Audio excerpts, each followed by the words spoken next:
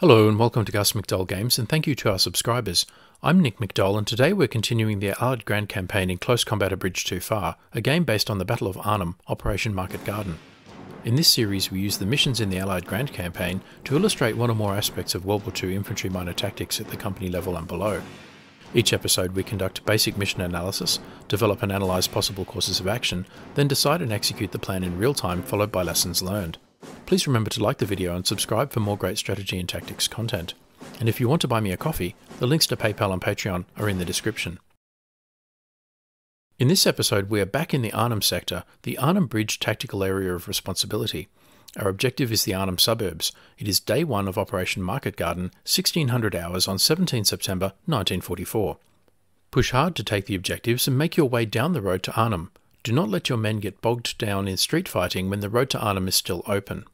If you are forced off this map, this operation will be cancelled and your troops will be sent to help defend Oosterbeek. We were last in this tactical area of responsibility in the first mission in the series, attacking the Arnhem Rail Bridge. This was the toughest fight so far in the battle. We took the position, but we also took heavy casualties, and the Germans demolished the bridge anyway. Historically, a small airborne force did get through to the bridge on the first day, but was cut off from reinforcement.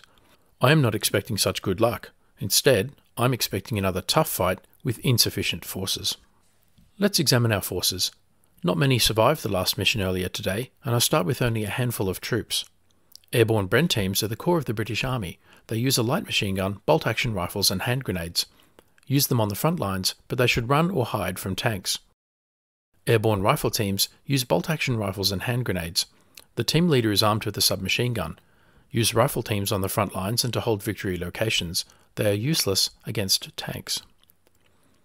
Airborne ad hoc rifle teams are low-quality replacement teams. They use single-shot rifles and hand grenades. The team leader is armed with a submachine gun. Use them to free up quality teams for other duties. I have added 2 of these much-needed reinforcements to my forces. Airborne 3-inch medium mortar teams also contain bolt-action rifles and hand grenades. Because mortars can shoot over obstacles, position these teams behind buildings or trees. Use them to suppress enemy infantry and lay smoke screens. Next, let's look at the map and do some mission analysis. I will develop a plan and then execute it in the game. Our mission is to clear Arnhem Suburbs in order to get to the bridge. We have the understrength remnants of a rifle company from the 1st Airborne Division, consisting of a Bren section, 2 rifle sections, 2 ad hoc rifle teams with a 3-inch mortar in support. North is to the bottom of the map. I have marked 5 areas of interest. Number 1, some cultivated fields screened from the suburbs by light woods, potentially useful as a forming up point or support by fire position. Number 2, a lightly wooded area to the west of the suburbs. Number 3, the western edge of the Arnhem Suburbs with some ruins and multi-storey stone buildings, excellent urban defensive terrain. Number 4, the Arnhem Suburbs with the public baths and the St. Elizabeth Hospital building. And number 5, the riverfront and elevated embankment running along the bank of the Rhine River. I assess the enemy will use whatever forces they have to hand to attempt to block my advance to impose delay, prevent my advance to Arnhem, and buy time to build up their defensive forces in Arnhem itself. They are likely to have 2 platoons forward and 1 back. Their right flank platoon will use the stone buildings and ruins to cover the western approach to Arnhem. Their left flank platoon will occupy the 3-storey buildings to the south to prevent any advance along the riverbank.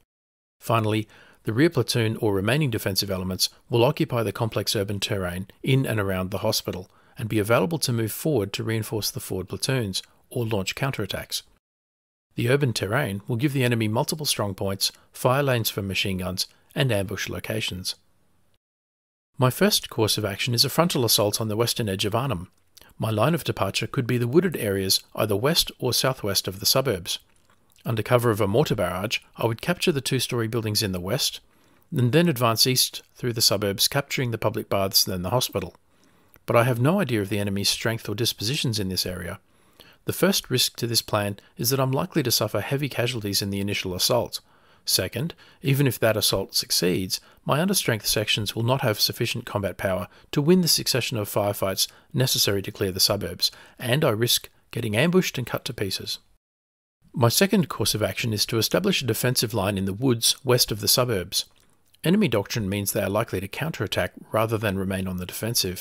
To do so, they will need to leave the safety of prepared positions in urban terrain, unmask, and cross the open ground in the attack. A linear defence maximises the firepower from my depleted sections. Once the enemy has expended their forces against my defensive line, I can then decide either to hold position or to advance into the suburbs towards Arnhem Bridge. But for the most part, I will be relying heavily on my single mortar for fire support to cause casualties amongst any attackers. The weakness in this plan is that it gives the enemy the initiative and way too much opportunity to accomplish their mission by simply delaying my advance. They don't even need to attack me. Finally, I recall that the briefing said, "Do not let your men get bogged down in street fighting when the road to Arnhem is still open." So maybe I should ignore the suburbs altogether. My third course of action therefore is a wide sweeping movement along the riverbank, hiding behind the embankment for cover and avoiding contact if possible. I will not enter the suburbs, but will try and sneak past them. There is a risk that the enemy could attack my flanks from the light woods or the 3-storey buildings. But even then, they would be in worse defensive terrain than in the suburban stone buildings, and I will have largely equalised the effect of terrain. If I move along the riverbank, I will force the enemy to abandon their prepared positions and move hastily in the open to fight on ground of my choosing, thus negating almost all of their advantage in defending urban terrain. One way or the other, I may have to fight it out, but this plan uses surprise to dislocate the enemy from their centre of gravity, namely the strong defensive position in the suburbs. The most important duty of a commander is always to endeavour to surprise and distract the enemy, since an enemy thrown off his guard by an unexpected blow or a skillful feint is at a serious moral and physical disadvantage. We have 30 minutes to achieve our objectives. I will now move my troops into position and execute the plan in real time. Let me know in the comments below what you think of the various courses of action and if you have identified a viable alternative. If you want to speed things up, just skip ahead every few seconds and see the battle unfold. And don't forget to like the video and subscribe for more great strategy and tactics content. And so we begin. My troops immediately start to move along the riverbank. Time is of the essence if I am to capitalise on surprise. For the moment, they are crawling to remain hidden. In a military context, surprise involves doing the unexpected. For example, deploying unexpected forces or capabilities, being in an unexpected place or at an unexpected time, or even moving at an unexpected speed.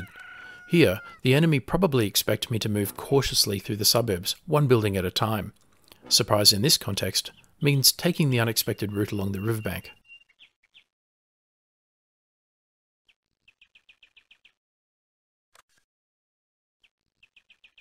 To the north, I spot a reserve squad moving out of the buildings. It looks like they are patrolling the area west of the suburbs. They expect me to be here and will be surprised when I'm not.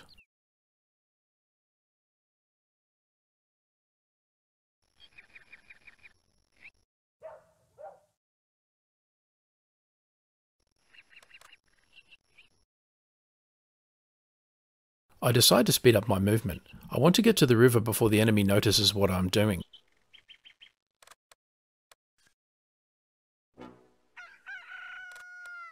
I am trading away security to gain speed.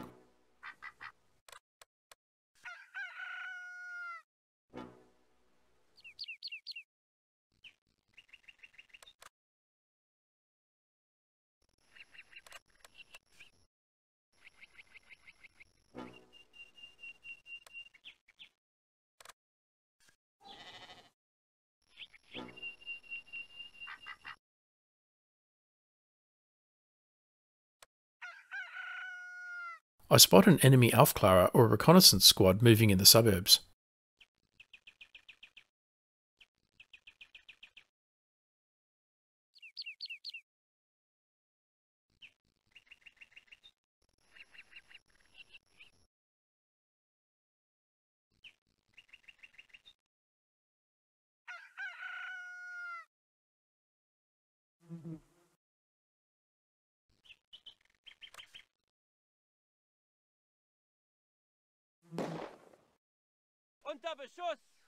A shot rings out.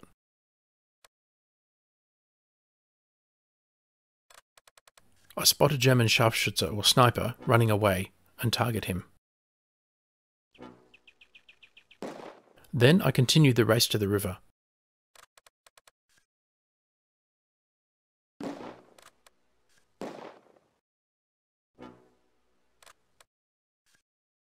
Move completed.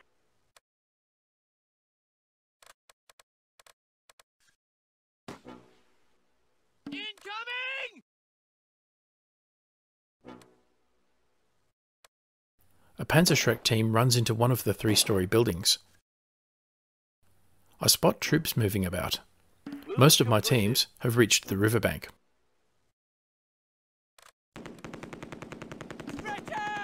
An MG42 opens up and my Bren section takes a casualty. Take cover!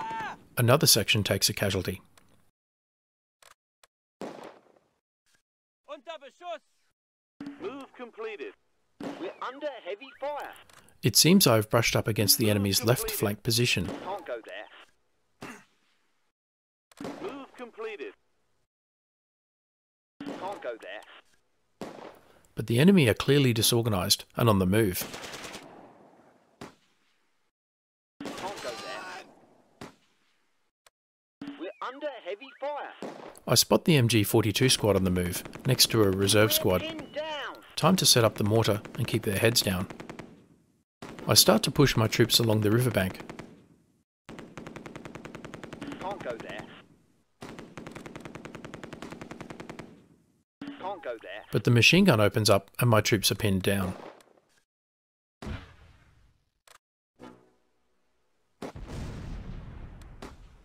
Thankfully, the Germans are too busy moving into position to build an effective volume of fire against me. I gradually get my troops moving. I spot more enemy troops moving to the east. We're pinned down. As the MG42 squad moves back into cover, I try adjusting my mortar fire, but the team is pinned down. I spot an Aufklärer squad moving towards the mortar. I target them with indirect fire. We're pinned down.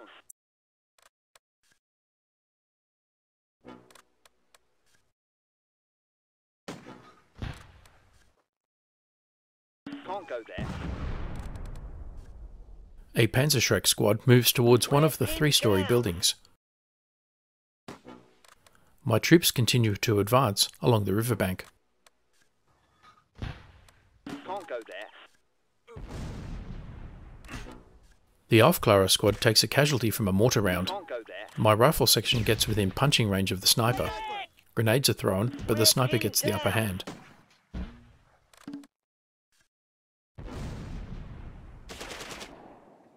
We're pinned down.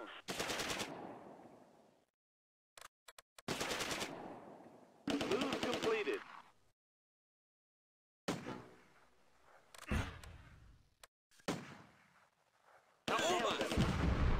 A well-placed mortar round eliminates the remainder of the Aufklärer squad.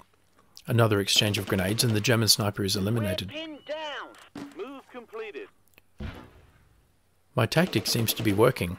I have 2 sections near the riverfront objective and another on the way, but the remainder of my forces are strung out along the riverbank and under fire. We're pinned down.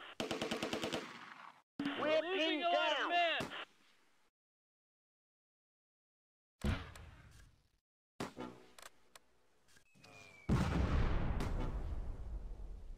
However, the Germans have been caught flat-footed and have had to rapidly shift their forces to cover their left flank, as I intended. They have left their prepared defensive positions in the suburbs and have been running in the open to counter my advance. This has made them vulnerable and reduced the weight of fire against my forces.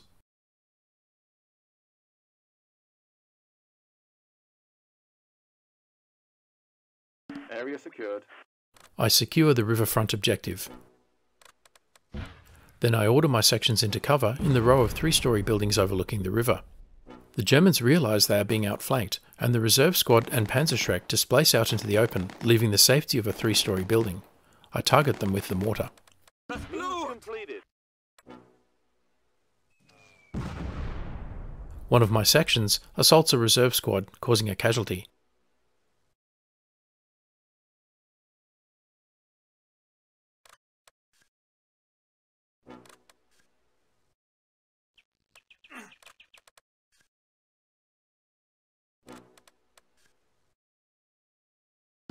Completed.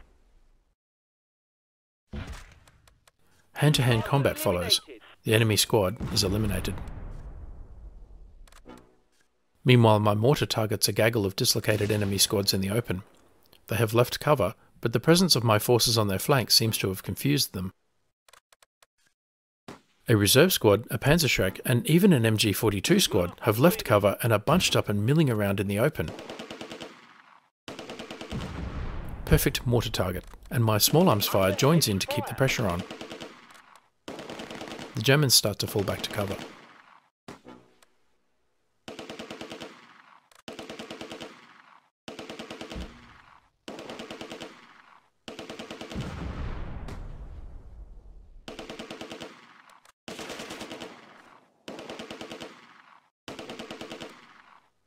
A firefight develops between troops in each row of buildings, in which neither side has an advantage, but I have secured the route along the river and gained a much better position than at the start of the battle.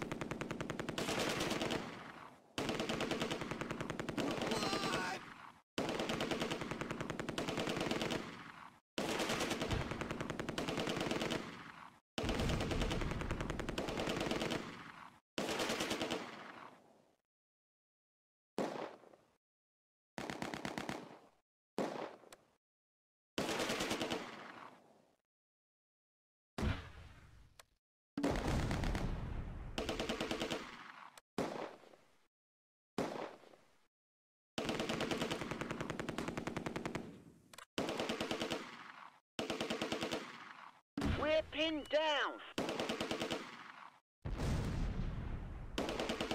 The mortar and small arms fire continues to cause casualties, and the MG42 squad retreats.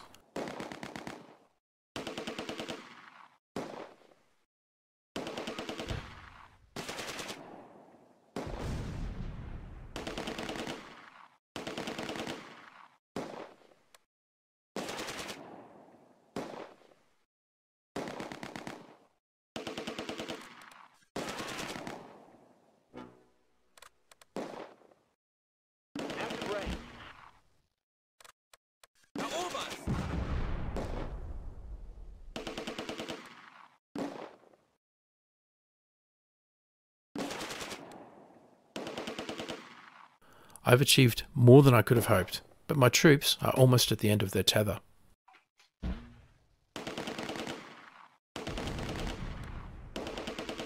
The MG42 squad takes a casualty.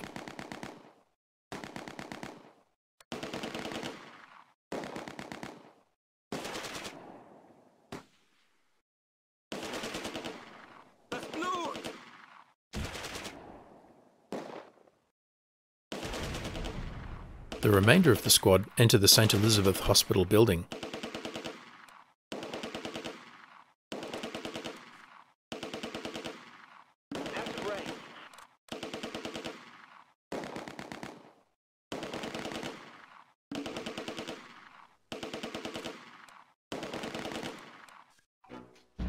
I shift my mortar fire to target the MG42 squad in the hospital, and some of my sections join in.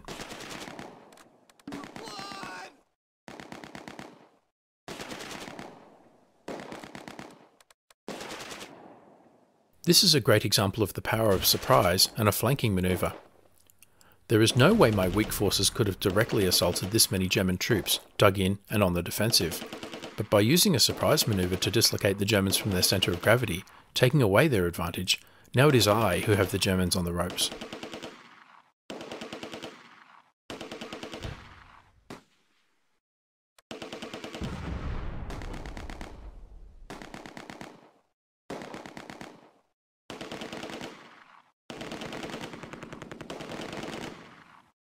The Germans seem to be down to 3 squads, the MG42, the reserve, and the Panzerschreck.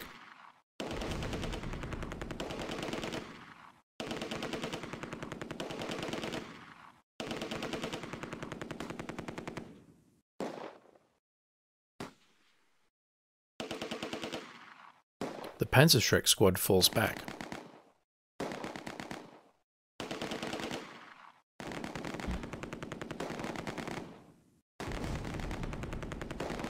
Firing continues. We're pinned down. Conserve ammunition. My squads are running low on ammunition. We're under heavy fire.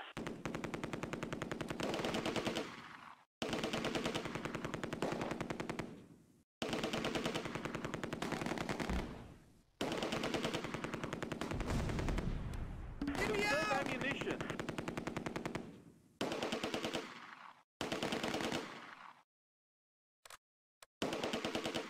The mortar runs out of HE ammunition, so it is time to move them to join the rest of my forces holding the riverfront. I don't want to leave behind such a valuable unit.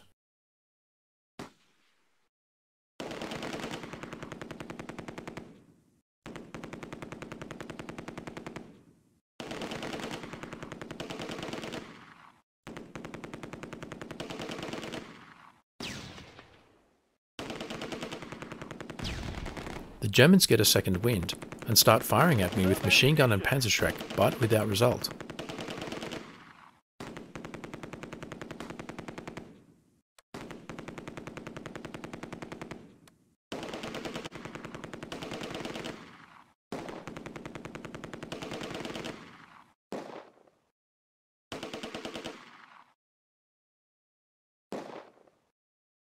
My troops return some desultory fire, but mostly keep their heads down and conserve ammunition. I'm not taking fresh casualties, so I'm happy for the Germans to expend their remaining machine gun and small arms ammunition without assaulting.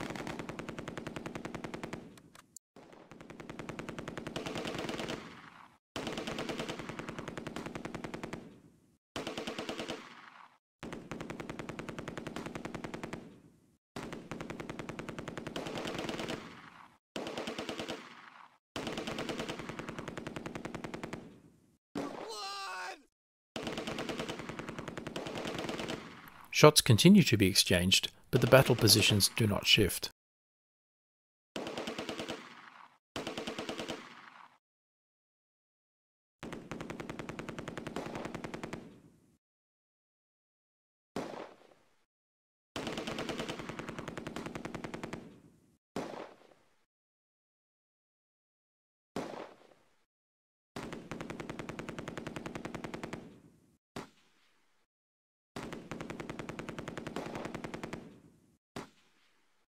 Get me out!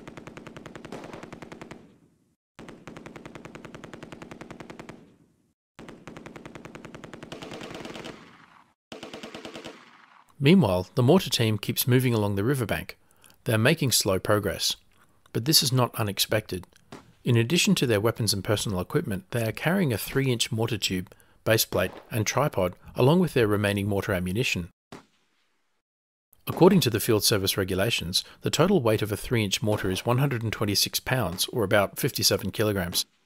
One person would be carrying the tube, weighing 44 pounds, almost 20 kilograms. Another section member would carry the base plate, weighing 37 pounds, or almost 17 kilograms. We're pinned down. The third member would carry the bipod, sight, box and cradle, weighing a total of 45 pounds, or 20 kilograms. In addition, each mortar round weighs another 10 pounds, or 4.5 kilograms each round.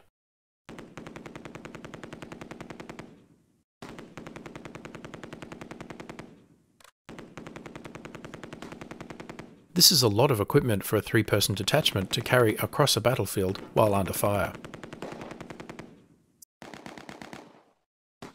At this stage of the battle, I have taken some casualties, but fewer than expected, and I have only lost one section.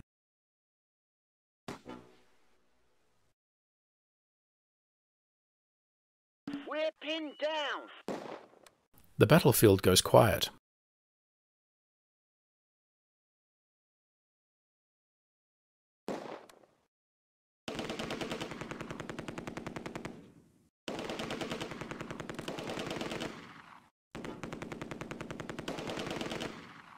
I start to move my troops towards the east along the row of buildings. I am aiming to get them to the Road to Arnhem objective. I throw smoke to cover my movement.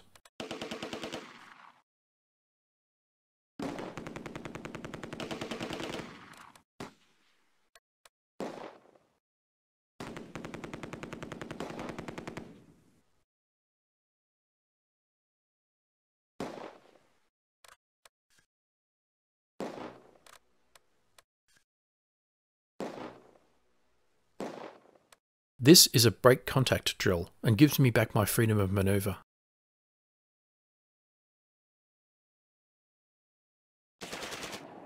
I spot the 4-man reserve squad breaking cover and running into the St. Elizabeth Hospital building.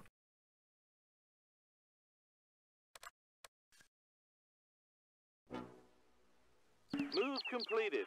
Again, despite having weaker forces, I have taken the initiative and have the Germans reacting to my moves instead of the other way round.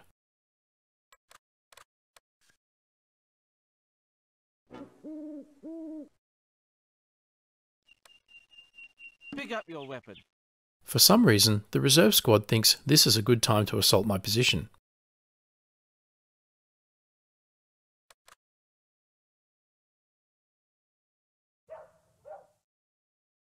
Move completed.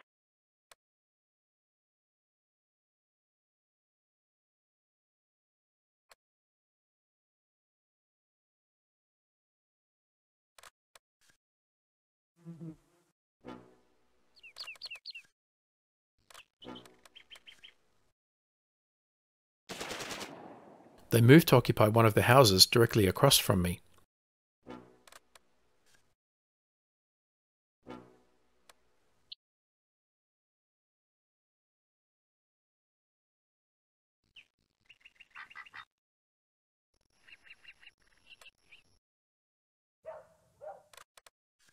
Move completed. My mortar detachment reaches the main position.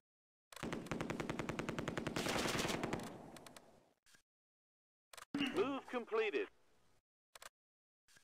Move completed.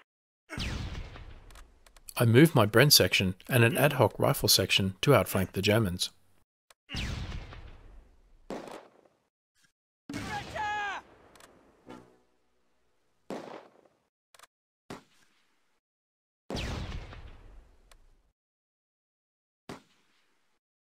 Move completed. Move completed. The survivor from another German reserve squad withdraws towards the hospital.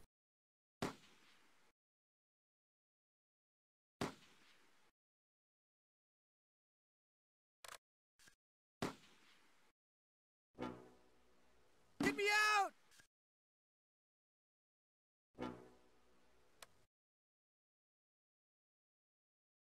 Move completed. Move completed. The Bren section and an ad hoc rifle section are out of small arms ammunition, but engage in a grenade duel with the Germans.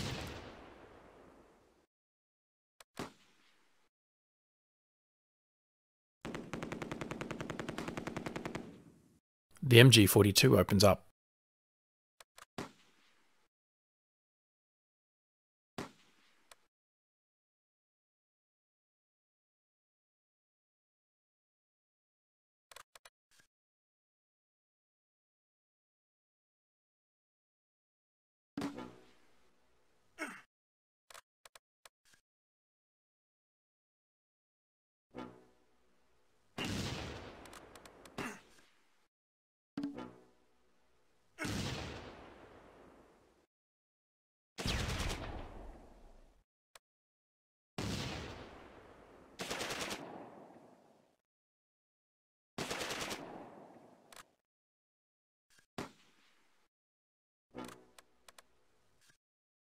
At this stage, it looks like a stalemate. Both sides are running low on ammunition, and morale is not great either. The remaining member of my ad hoc rifle section has had enough, and runs back to join the main body. But I have the Germans flanked, so I make a bold move and assault their position from two directions.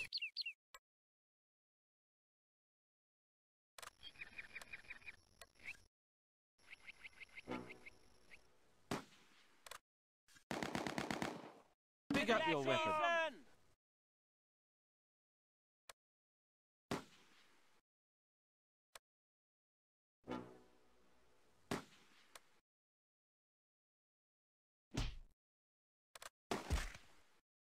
Nicht schießen! Move completed. After some hand-to-hand combat, I take the squad prisoner. I almost can't believe my luck.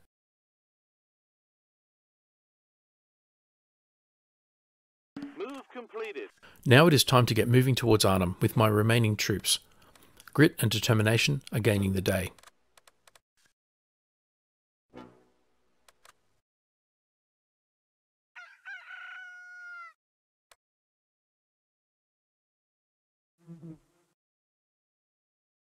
Move completed.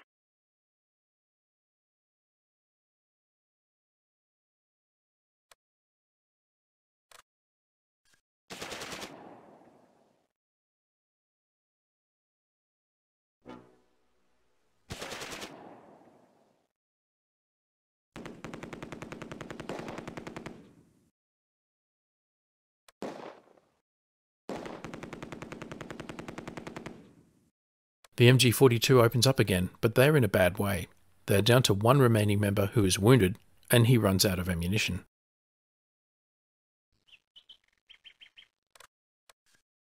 The Panzerschreck squad breaks cover and retreats towards the St. Elizabeth Hospital building.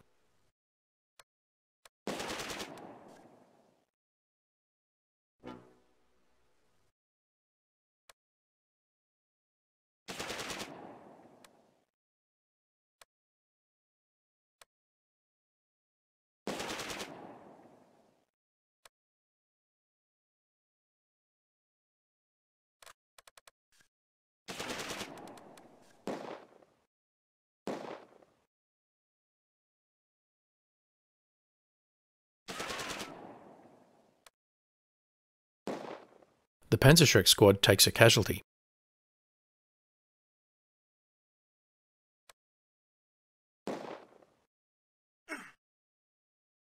Meanwhile, the confused and suppressed remnant of another reserve squad wanders into my position. Target eliminated. Some more small arms fire, and I eliminate the Panzerschreck squad. Area secured. I secure the road to Arnhem objective.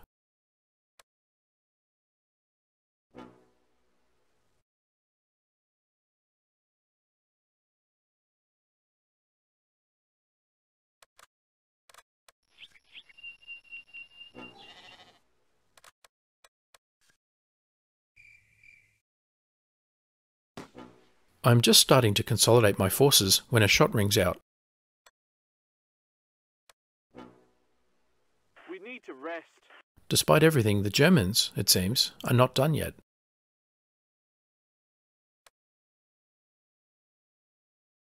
My forces, however, almost are.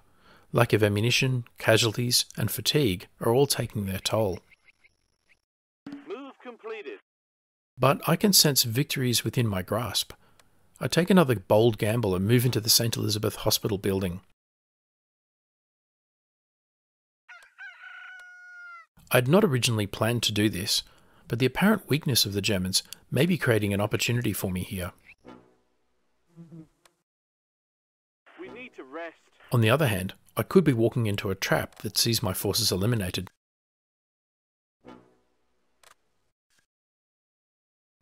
I see that the Panzerschreck squad is eliminated, and I am no longer taking effective fire from any Germans.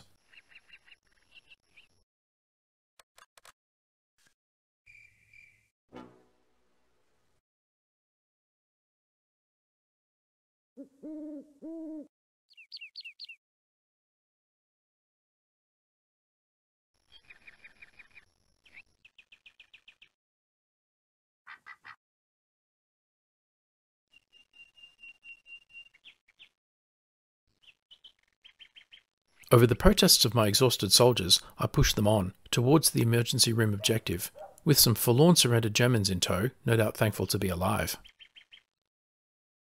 I move cautiously into the hospital, clearing as I go. Area secured. I secure the emergency room. I have not seen any live Germans in the hospital so far. Move completed. Move completed.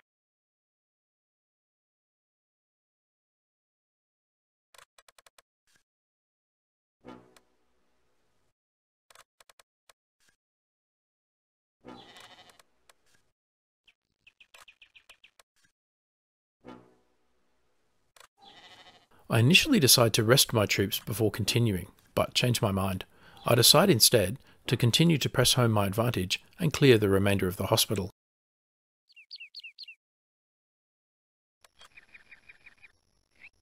Nicht schießen! I locate another German who immediately, and wisely, surrenders.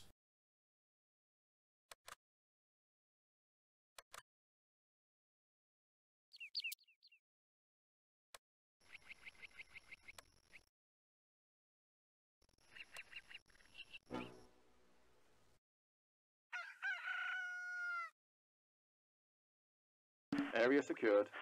I secure the St. Elizabeth Hospital. Move completed.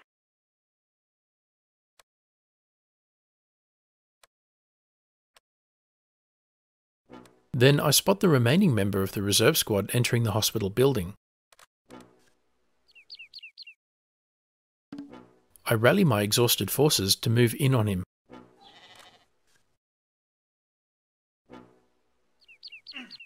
A grenade is thrown.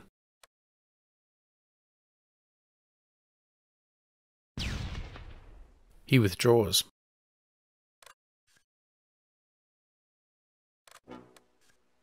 We need to rest.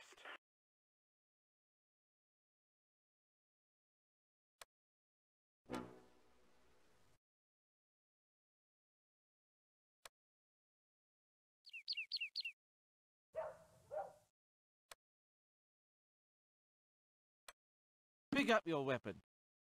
As I continue to clear the hospital, I come across the bodies of the MG42 squad and Panzerschreck squad. For them, the war is over. For me, it is time to resume the advance towards Arnhem.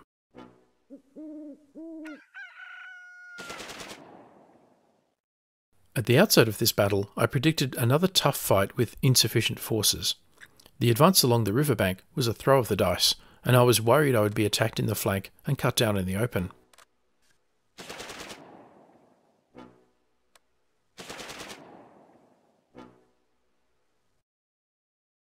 Instead, it looks like I will take an improbable victory.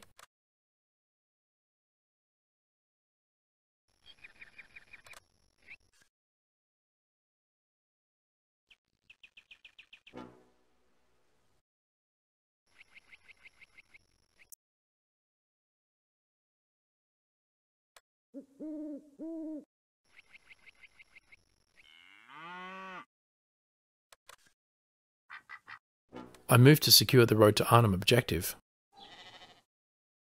Move completed. Pick up your weapon. Nicht schießen!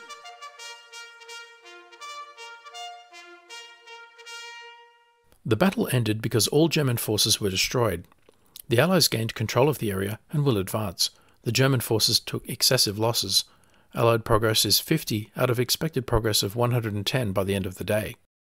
I suffered 6 casualties and inflicted 20 casualties on the enemy, including taking 6 prisoners. One of my soldiers was awarded the Military Cross. I choose a 1-hour ceasefire to maintain the initiative in this sector. Let's examine casualties on both sides. First, the British. Private Taylor, leading the Brent section, accounted for 7 of the 20 enemy casualties. He also displayed amazing bravery, charging the enemy on more than one occasion despite having run out of ammunition and with his assistant injured. He receives the Military Cross for his actions. Our 6 casualties are spread across the other sections, all wounded and none killed, but the sections themselves are intact. Then the Germans. They lost more than 3 times my casualties, despite being on the defensive. An MG42 squad, an Aufklärer squad, 3 reserve squads, a Scharfschütz, and a Panzerschreck squad. Such losses will hurt them in this sector. The clear lesson from this battle and its improbable victory is the power of surprise and manoeuvre. If the enemy seems to have all the advantages, take them away. In this case, the rapid outflanking movement took away the Germans' defensive advantage from controlling the stone houses and ruins in the suburbs. Instead of me fighting on ground of their choosing, they had to come to me and fight on ground of my choosing. Making the move out into the open also equalised the effect of terrain and reduced their firepower. But credit where it is due, the Germans reacted quickly to my rapid movement and shifted their forces to their left flank to counter. But the movement left them exposed and disorganised, and they counterattacked in penny packets. Had the Germans instead reorganised at the St. Elizabeth Hospital building, they could have launched a coordinated counterattack that may have overwhelmed me, but would certainly have halted me at the riverfront. Despite my euphoria at the unexpected victory, there was a fix for me. I did not use the mortar smoke ammunition at all in the battle. Perhaps if I had screened my advance along the riverbank with smoke, I may have taken fewer casualties. Let me know what you think in the comments below. As always, thanks for watching. Don't forget to like, comment, subscribe and donate, and stay tuned for the next episode.